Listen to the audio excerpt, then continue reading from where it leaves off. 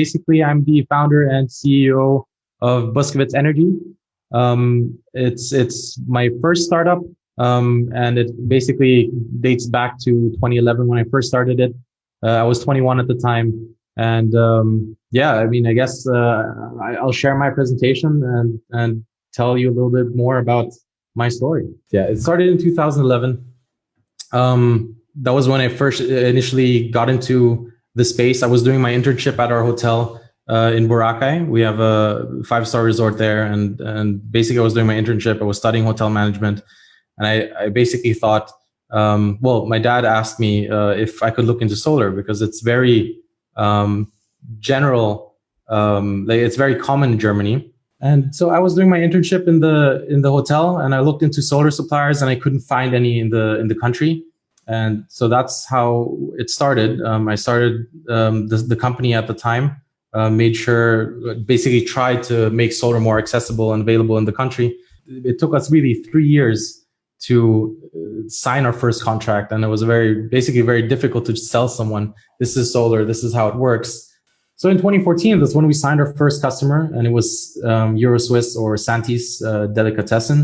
And they happened to invest. They actually invested in our business a few years ago as well. 2015 was our first real successful year, though, and because of the new business model, raised capital, implemented the new business model where we had to invest in the projects, and but it also came with a lot of challenges because it was very difficult to focus on operations. Again, it was our first time doing it, and in 2016 was actually a very difficult year. My entire executive team left. One left, two, our CEO and CFO tried to basically left and tried to compete against us. And there was no sales because we lost the momentum in 2015 being so busy with operations. And 2017 became a very good year. We doubled the revenues of the previous year. 2018, we quadrupled the revenues. And in 2019, doubled the revenues of 2018.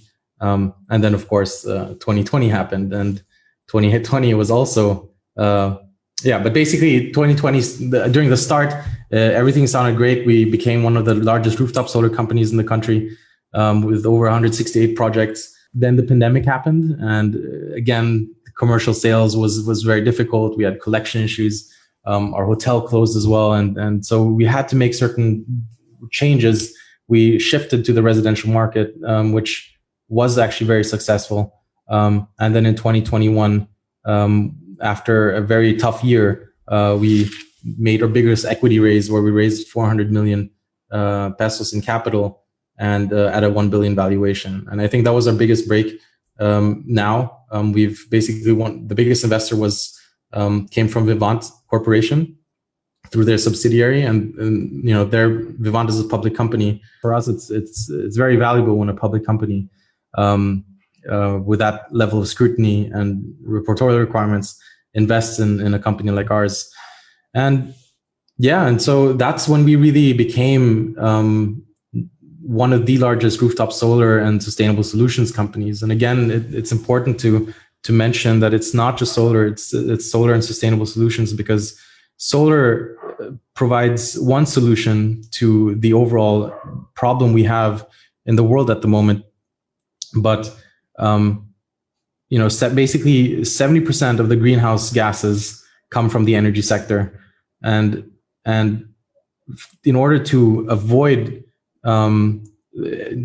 basically future catastrophes and avoid climate change, we need to look at energy production, which is what we do with solar, and then also energy consumption. So reducing energy consumption and basically switching to more energy efficient products. And so that's where we provide sustainable solutions, being more like basic energy efficiency services and energy management systems. Throughout my journey and entrepreneurship, our plan is really to grow the business. We're only at the stage where we reached a certain level. And of course, the plan is to take that further. We want to be listed on the Philippine Stock Exchange in a few years. So that is definitely a target. And but what I do want to do now is something that I've, basically taking the things that I've learned over the years. I started a venture capital where I myself invest in startups, knowing how hard it is to raise capital in the Philippines, and also, basically we want to help founders and entrepreneurs scale, and without having to worry so much about the corporate back end, because that was one of the very difficult things that we had to face at the time. How does the accounting work? So what's corporate governance, and all these things was very difficult, and it can be very difficult. But I feel like that's one of the things that's missing, to help entrepreneurs really focus on the business, focus on the targets, and focus on operations and scale. So that's why we started a venture capital, and it's something that I do want to focus on as well over the next few years. So thank you. That's pretty much it.